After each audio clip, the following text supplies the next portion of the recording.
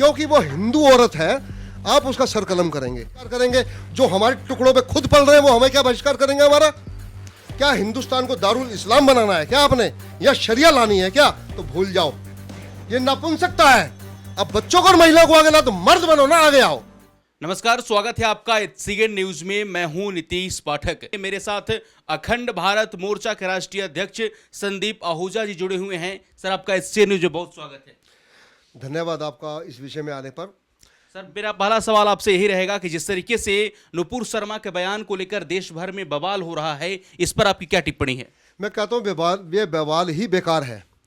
मैं कहता हूँ जब उसने नुपुर शर्मा ने कुछ ऐसा बोला ही नहीं है जिसको लेकर बवाल किया जाए, मगर आपने बवाल करना है तो बवाल करेंगे ही करेंगे। आपको चाहे छोटी सी बात मिलेगी। मैं कह रहा हूँ यदि आपके नबी की गुस्ताखी में कोई शान में गुस्ताखी हुई है तो आप उसे साबित करो ना। उसने कहा 6 साल के बाद शादी की, उसके बाद 9 साल में जाके आपने उसके साथ जो करना था किया। यदि उसमें नहीं लिखा हुआ होता तो आप उसको डिनाई करते, तो आप हंगामा करते कि हमारे नबी की शान में गुस्ताखी हुई है, मगर ऐसा कुछ है नहीं। मगर आपने इसको लेकर हंगामा करना है, आग लगानी है देश के अंदर।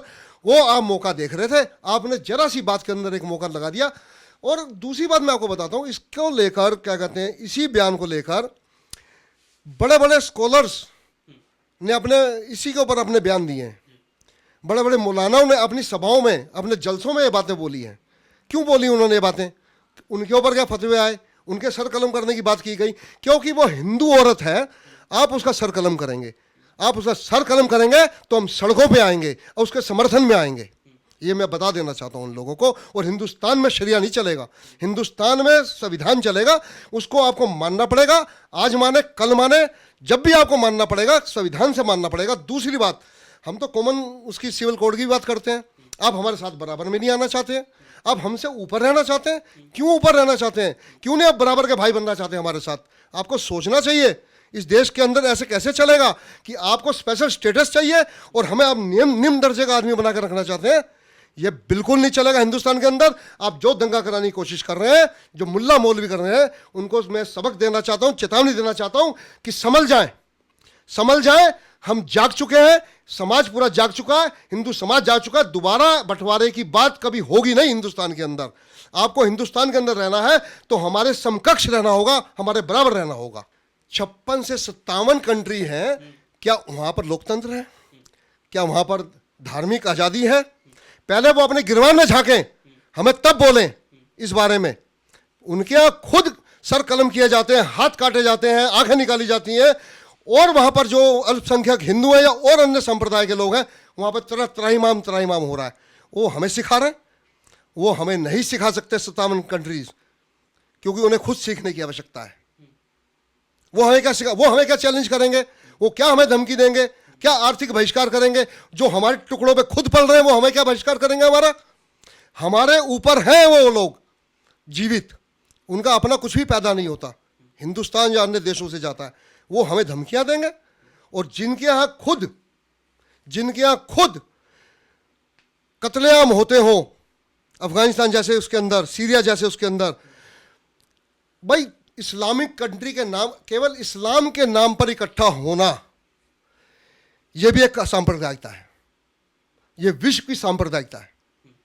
अब तो पाकिस्तान भी ज्ञान दे रहा है। पाकिस्तान भी कह रहा है कि जिस तरीके से पैगंबर साहब को लेकर बयान दिया गया है वो सरासर गलत है। कि आपके नबी ने 6 साल में ये, 9 साल में ये, कोई ये पहले बोलने वाली थोड़ी है ये। अब करके दिखाओ हमारे नबी की उसमें गुस्ताखी, हम भी मानेंगे इस बात को। मगर जो चीज़ लिखी हुई है आप उसको कहते रहो, नबी के उसमें गुस्ताखी हो गई, हिंदुस्तान के अंदर आग लगा दें। अरे भाई अब ये हिंदुस्तान के अंदर हिंदू एकत्र हो चुका है, इकट्ठा होकर वो वोट देने लगा है। पहले वो संप्रदायों में भटके वोट देता था। ये एक समाज जो मुल्ला मौलवियों ने तैयार कर रखा था, एक समाज, तो उसके अंदर फ्रस्ट्रेशन है एक किस्म की। ये फ्रस्ट्रेशन निकल रही है। जो समाज महिलाओं और बच्चों को आगे करके प्रदर्शन कर रहा है, ऐसी लड़ाई लड़ रहा है जिसका अर्थ नहीं है, उन्हें मालूम है इसके पीछे कोई अर्थ नहीं है लड़ने का, उनको आगे करके वो चाहता है कि देश की सरकार गोलियां चलाए, बच्चे मारे जाएं, महिलाएं मारी जाएं, कुछ ऐसा बवंडर पैदा हो, ताकि हम विश्व के अंदर चाहे वो मचाए, हाय तौबा, मर गए, इन्होंने हमारे साथ इतना सब वो कर दिया, मानव अधिकार हमारे कहाँ गए, इस प्रकार का हम ढोल पीटे और सब लोगों को फिर इकट्ठा करके एक मोदी के ऊपर दबाव बनाए। इसलिए है ये, ताकि 2-4 बच्चे मरवाएंगे। नेचुरली बात है, जब भीड़ बहुत सारी इकट्ठी होगी, वो हंगामा करेगी, महिलाएं पत्थर चलाएंगी या हो सकता है शस्त्र भी चलाएं, तो उनके ऊपर गोली भी चलेगी। स्वाभाविक है ना। जब ये सब बातें होंगी तो फिर आप हिंदुस्तान को बदनाम करने का सबसे बड़ा काम कर सकते हैं। इन्होंने कहा मोदी सरकार शांति से चल रही है। अरे ये कैसे चल जाए, मोदी सरकार शांति से चल जाए, ये तो हो ही नहीं सकता। तो इसलिए दंगे करो। अब आप देखना, पिछले 5 साल के अंदर मोदी सरकार या योगी सरकार की उपलब्धियों में शांति थी कि पूरे वहाँ दंगे नहीं हुए जब तक इन दोनों की सरकार रही। मगर इन 5 सालों के अंदर जो इनके पीछे बैठे हुए विपक्षी दल हैं, उनकी पॉलिसी के अनुसार ये चल रहे हैं, और ये इस सरकार को बदनाम करने के लिए जब अगला इलेक्शन आएगा तो कहेंगे देखो 5000 दंगे हुए मोदी की सरकार में। सिर्फ इतनी सी बात करने के लिए इन लोगों ने पूरे देश को आग लगा दी है और आग लगाते रहेंगे। मगर अब सरकार है, सख्त है, निपटेगी अपने आप, और समाज में हम निपटेंगे। हमारी माँ बहनों के ऊपर यदि इन्होंने उनको फांसी पर लटकाने का सीन प्रस्तुत किया तो इनको हम बता देंगे कि हम भी क्या हैं। ये कैसा डर है, पहले तैयारी करके आते हैं।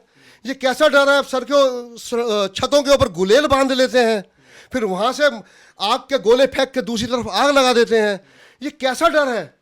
मान लो डरा हुआ आदमी इस प्रकार हमला करता है योजनाबद्ध तरीके से, ये तो कमाल ही है हिंदुस्तान के अंदर। विक्टिम कार्ड खेलना बंद करो। हिंदुस्तान के अंदर रहना है तो शांति से रहना सीख जाओ, वरना सिखा दिए जाओगे। लेकिन एक और मामला सर निकलकर सामने आ रहा है कि ओवैसी कह रहे हैं कि नुपुर शर्मा की गिरफ्तारी होनी चाहिए, निलंबन से काम नहीं चलेगा। आपके कहने से कुछ नहीं होगा, होगा वो जो कानून सम्मत होगा। ठीक है ना, केस उस पर हो गया, FIR हो गई है ना, जमानत भी होगी उसमें जैसे रेगुलरी होती है, सब काम होंगे। कोर्ट इसका फैसला करेगी। वो जो आप मानोगे नहीं, कोर्ट के फैसले को आप मानने के लिए तैयार नहीं हो। आपने ज्ञानवापी मस्जिद के ऊपर साबित कर दिया कि हम कोर्ट का फैसला मानते नहीं, आपको अंदर घुसने नहीं देंगे। आपने 2 दिन रोक के रखी जांच वहां पर। तो आप करना क्या चाहते हो हिंदुस्तान के अंदर? आप जिस प्रकार विश्व के अंदर आप 2 भागों में आपने बांट रखा है, दारुल इस्लाम और दारुल हर्ब। क्या हिंदुस्तान को दारुल इस्लाम बनाना है क्या आपने, या शरिया लानी है क्या? तो भूल जाओ, ये कभी भी नहीं होगा, कदापि नहीं होगा। जब तक हम जैसे लोग जिंदा हैं कभी नहीं होगा। मैं जुम्मे की नमाज में कभी गया नहीं हूं, मगर जुम्मे की नमाज से आए लोगों से मेरी बातचीत हुई है कई बार। जुम्मे की नमाज, आप प्रभु का नाम ले रहे हो, नमाज पढ़ रहे हो, एक पद्धति है, आप उसे अपनाए हो, कोई बात नहीं, अच्छी बात है, करो। उसके बाद जो 10 मिनट की तकरीर होती है, 15 मिनट की तकरीर होती है, वो उसके अंदर आग भर देती है। उसके अंदर आप ये बता देते हो कि भैया वहां ये झूठी खबरें वहां से शुरू होती हैं कि फला जगह पे वो ये हुआ, फला जगह पे ये हुआ, फला जगह पे ये हुआ। कब तक घर में बैठे रहोगे? उठाओ पत्थर और करो ऐलान। वो कहते हैं सब्र कर लिया, अब हम आपको बताएंगे। तो हिंदुओं के सब्र का भी इम्तहान ना लिया जाए, ये अच्छे से समझ लें। अकबरुद्दीन ओवैसी जो इनके भाई हैं ओवैसी साहब के, उन्हें सरेआम सीता माता के बारे में अपशब्द कहे कि वो कहाँ पैदा हुई, यहाँ पैदा हुई। वो यदि ये बात नबी के बारे में बोल दी होती तो सोचो क्या होता। यदि आप पुरानी क्लिप्स उठा के देख लो अकबरुद्दीन ओवैसी की, सीता मैया यहाँ पैदा हुई, सीता मैया वहां पैदा हुई, क्या आपने मजाक बना दिया? आपने शिवलिंग को पत्थर बता दिया, फुआरा बता रहे हो आप। अरे आप कोर्ट से पहले ही आप निर्णायक जज बन गए। आप उसकी जांच होने दो, पत्थर है तो पत्थर होगा, शिवलिंग हो तो शिवलिंग होगा। शिवलिंग होगा तो फिर जो उसके अंदर आप इतने दिन वजू करते रहे, थूकते रहे, फेंकते रहे, पांव धोते रहे, उसका जवाब कौन देगा? ये फैलाया किसने? जब फैलाएगा मुसलमान, करेगा मुसलमान, तो भुगतेगा मुसलमान, कोई और थोड़ी बार भुग जाएगा। अब आप रामनवमी के जुलूस के ऊपर पत्थर आप चलाओगे, तलवार लेके आप हमला करोगे, और यदि आपके ऊपर कार्रवाई होगी तो हम तो विक्टिम हैं। ये विक्टिम कार्ड खेलना बंद कर दें, क्योंकि विक्टिम हिंदुस्तान के अंदर हिंदू है, हिंदू। इस बात को अच्छे से समझ लें, इस बात को हम साबित कर सकते हैं।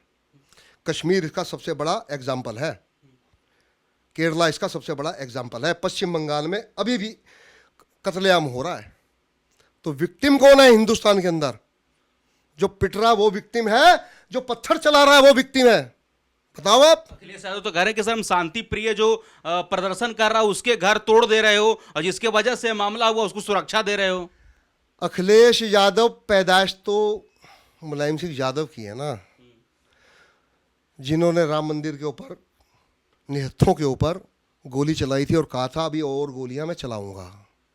उसी मानसिकता से पनपे हुए लोग यही बोल सकते हैं, उनसे यही आशा की जा सकती है। इनसे हमें कोई ऐसा नहीं है कि उनके मुंह से बहुत बड़े अच्छे बोल फूटेंगे हिंदुत्व के। वो ठीक है लड़ाई जी, मैं तो घर में पूजा कर लेता हूँ। अब घर में ही करो पूजा, थोड़े दिन रहोगे तो घर में ही करनी पड़ेगी आपको पूजा। सर बुलडोजर तो सर उत्तर प्रदेश में चल रहा है, मातम जेएनयू में पसरा हुआ है, क्यों? जेएनयू की एक लड़की जिसका नाम इसमें आया, कोई पंप ऐसे करके कोई है, उसकी लड़की है श्याना ऐसी नाम, मेरे को ध्यान नहीं है उसका नाम आया वहाँ पर। और जेएनयू भी बहुत दिनों से शांत चल रहा था वहाँ के। ज़्यादा उस विषय में कहूँगा तो फिर अब विषय अलग हो जाएगा। अब वहाँ भी बहुत दिन से शांति चल रही थी, उन्हें भी मौका मिला। और जो वहाँ से बयान आ रहे हैं, आहा क्या बात है। यदि आप एक समानता की बात करो, बहुत अच्छे से समझ आता है। आप कहो इस्लाम के बारे में यदि किसी ने कुछ कहा, ये जेएनयू के बयान है। वहाँ के जो प्रवक्ता लोग हैं, जो वामपंथी लोगों ने, वहाँ यदि आपने इस्लाम के खिलाफ कुछ करा तो हम सड़कों पे आ जाएंगे। मतलब कि जेएनयू में पहले इस्लामिक वो चल रहा था, मानसिकता चल रही थी, जिसे ध्वस्त किया गया। तो फिर तो बहुत बढ़िया किया सबने, अच्छा किया, वहाँ के सब कुछ चेंज कर दिया।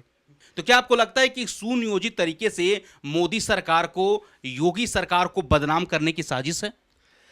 जो दंगा फरवरी में हुआ लॉकडाउन के समय में, उस समय अमेरिका के राष्ट्रपति यहाँ आ रहे थे, तभी हुआ दंगा वाला।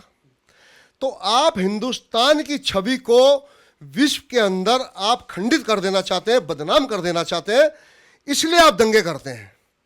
और इसके लिए योजनाओं में ये सब लोग भागीदार हैं।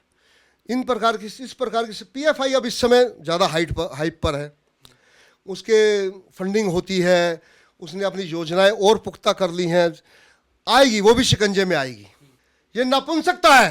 अब बच्चों को और महिलाओं को आगे ना, तो मर्द बनो ना, आगे आओ और साबित करो कि हमारी नबी के साथ ये गुस्ताखी हुई है।